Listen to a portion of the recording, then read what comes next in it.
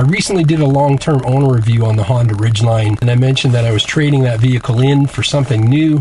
Well, I'm sitting in the new vehicle right now. Let's go check out what I bought.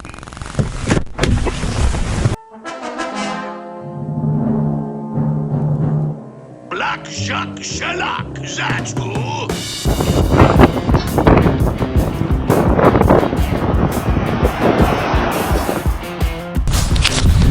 This is the 2018 Dodge Ram 1500 EcoDiesel Outdoorsman package. The Outdoorsman gives you a little bit of different things with the Dodge Ram. Comes with a nice custom badging, but it also includes towing package like the towing flip-out mirrors, which are pure genius. I mean, you've heard of the wonders of the world, Niagara Falls, the Great Wall of China. These mirrors have to be the 8th wonder of the world. They're pure engineering genius. It also comes with fender flares, which aren't on the regular SLTs, and they're not the huge fender flares. I think they set the truck off just perfectly. This one came with the optional running boards, which I didn't like at first, but I've got used to using them, so I think they have to stay. The Outdoorsman comes with integrated tow hooks in the front bumper, standard fog lights in the bumper. It also has a transfer case skid plate and also a front suspension skid plate, so it's beefed up. The suspension is actually extra heavy duty, so it's a raised ride height. Gives you from 8.6, I believe it is, to 9.2 inches of clearance. What else does it have? The Outdoorsman comes with the towing package, which includes the flip-out mirrors, as well as the factory trailer hitch, and it also has these connectors, a flat 4-pin, as well as a 7-pin round, and they're above the bumper, so they keep nice and clean, and they're very convenient to deal with. Comes with a spray and bed liner, like you see here, and a nice big box. The only thing I'm missing is the tie-down hooks at the top of the box, which I'm going to add. It also has LED lighting in the bed, which is really nice and bright at night. I really miss my in-bed trunk and the dual-action tailgate as well, but I can live with it. Has a rear backup camera. You can see in the bumper there's all the sensors for parking and crash avoidance.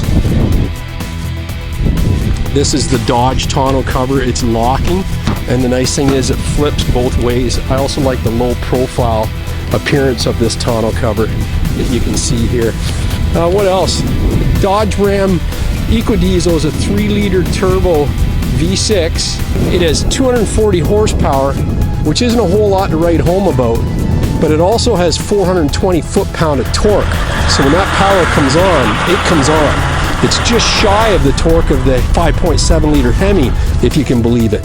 You can see here I've got my winter wheels on, as well as the winter cover, which was included in it. And this truck also came with the integrated block heater as well, which is actually right behind the passenger side headlight. The Ram 1500 Outdoorsman comes with 20-inch standard wheels. 275/60 R20. They're matching black on black. They look dynamite on this truck. Let's check out the inside. This one came with a special promotion from Dodge. They ordered quite a few trucks coming in with the cat skin leather interior. No cats were actually injured in the making of this vehicle, but it's a pretty nice leather interior. You can see here the stitching's pretty nice. It is aftermarket, so it doesn't heat up like the Laramie vented seats that I'm familiar with, but it actually does a good enough trick. But you can see there's loads of room here in the back, and it again has the cat skin leather seats. The front seats are heated, however the back seats are not, and that's one thing we do miss. This is the best part about the truck here, this little cell phone holder. It's actually pure genius how those, you can fit in 2 cell phones side by side, and with all the new distracted driving laws that are in place right now, it's a really neat feature to have, because it actually just integrates well with your CarPlay, and away we go. One of my favorite parts of this vehicle is, there's the Apple CarPlay.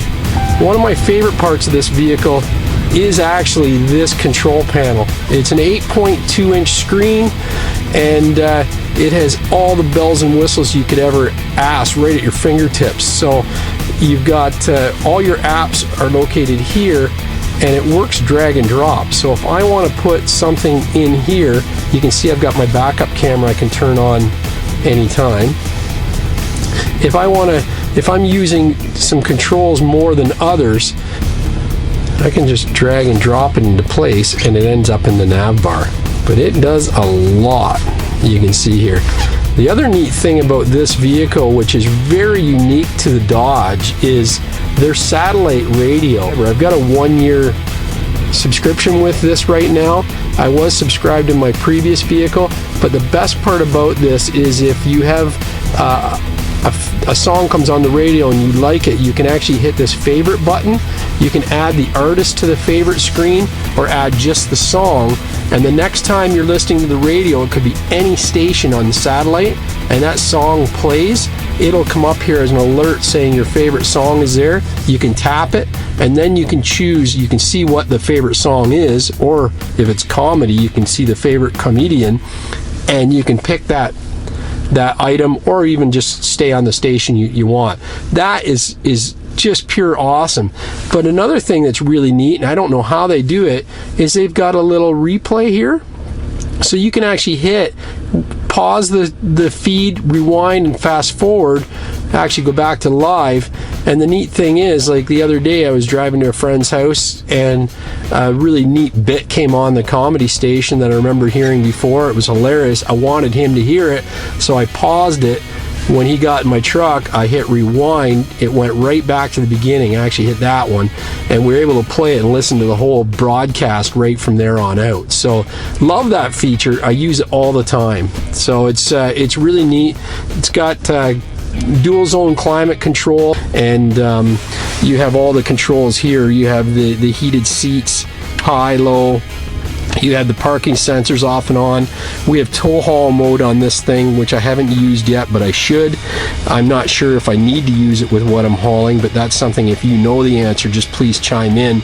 I'll put a picture up here of what my rig looks like. And then you've got the brake controller when you're running the brakes. We've got the four-wheel drive selection here, so four-wheel drive high, four-wheel drive low. We've got two-wheel drive. The Laramies and other packages have all-wheel drive button here, which I wish this thing had, but I will say it's dynamite in the snow, even in two-wheel drive. It has a limited slip rear differential, and the traction control in this thing is superior. I mean, you barely spin and you can actually feel each wheel taking over, and if you start to kick out just a little bit in the back, it'll actually stop and you can keep your foot to the boards and it'll just keep you hauling straight. Very impressed with the two-wheel drive. I was actually kind of scared with a rear-wheel drive vehicle how that was going to be in the snow and slippery conditions, but this thing just hauls and it stays on track. Up on the steering wheel we have our gear selections. It's an 8-speed automatic transmission, so it's nice and smooth to drive, but we can actually manually select the gear here and gear down. That's nice if you're hauling a trailer. We've got all our cruise control features here. This is our audio, and it also on the back of the steering wheel we have audio controls for the radio options, auxiliary inputs and all that stuff on the left, and we have volume and volume control on the right. It's really handy. You barely have to take your hands off the wheel. We have all the lighting controls over here. I mean, that's pretty much standard equipment on these. I love this arm console, loads of room in it. USB and auxiliary ports here. We got a little removable change holder here. It doesn't hold toonies and loonies, unfortunately, quarters, dimes, and nickels, but that's fine. And then below it is another huge storage area below, which is dynamite. We have a little pen holder here, and I forgot to show you this on the dash. There's actually a 115 volt outlet, 150 watt, great for charging laptops or running small appliances.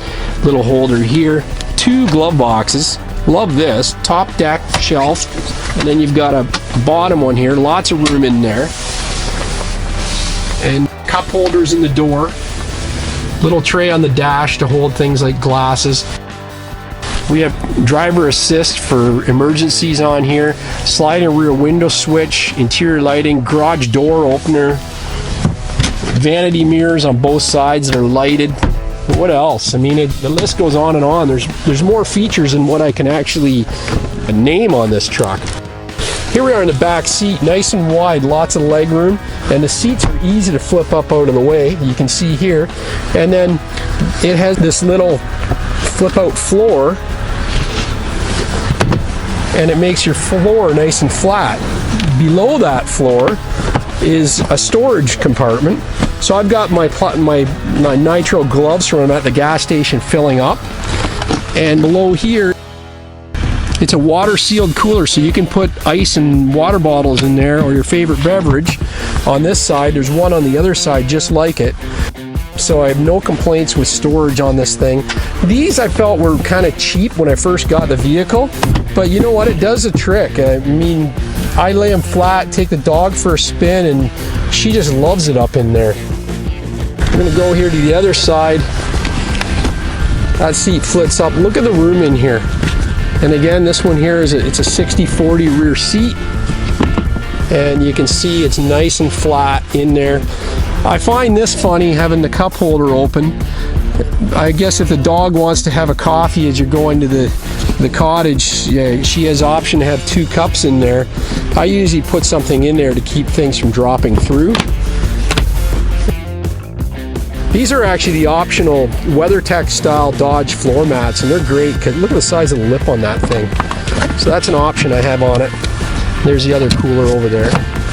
But overall, I fall in love with this truck more and more every day. It's very quiet. You can hear the motor right now. It's much quieter than even the small GMC Colorado or Canyon diesel. It's hard to even hear it running. When I remote start it from the house, I have to actually stick my head out the door to actually hear this thing run. You know, it's pretty cool. Remote start's easy to operate, so if you've got the truck locked, you can actually just push that button twice, and it'll actually go through the process to start it. And let's say you want to cancel that start, just hit the button once, and it'll cancel the remote start.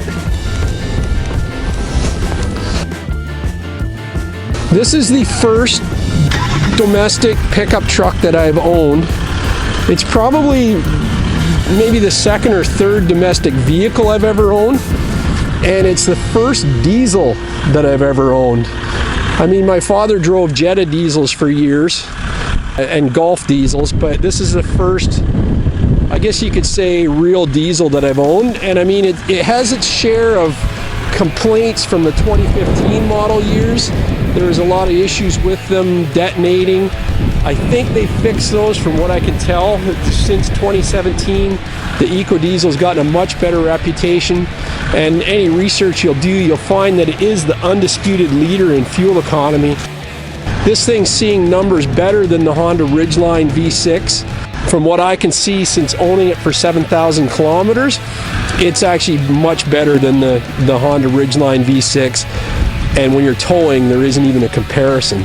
This thing hauls my snowmobile trailer like there's nothing on the back. It's just crazy. Loves the highway, it's easy to operate, and I think the only complaint I have with the diesel is just, and that's why I've got the rubber gloves in the back, is when you go to a gas pump, you just want to make sure you put a rubber glove on, because most of those diesel pumps are dirty.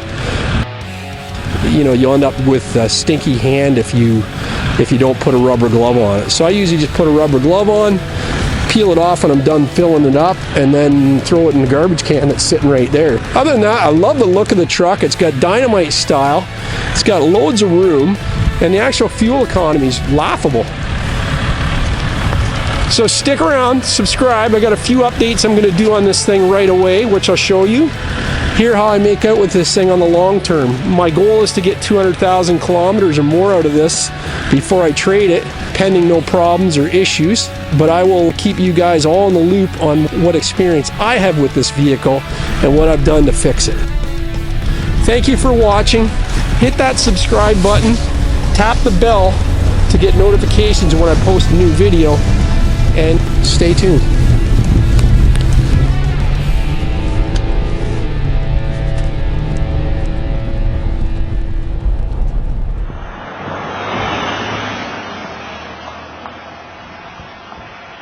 Sitting on a traffic light right now. Just got off the highway. It's 8.8 liters per 100 kilometers. I see this a lot, but to be honest, city and highway driving, I'm using between 10 and 11. I think my lifetime average is 10.4 liters per 100 kilometers. Most of the time it's running around high 9s to 10.1. Very good on diesel. Needs to be, because diesel's a little bit higher price than regular gas right now, but I think it offsets that and then some. One thing I really love about the EcoDiesel is I put in 86 liters of fuel and I've got 870 kilometer range to go on it.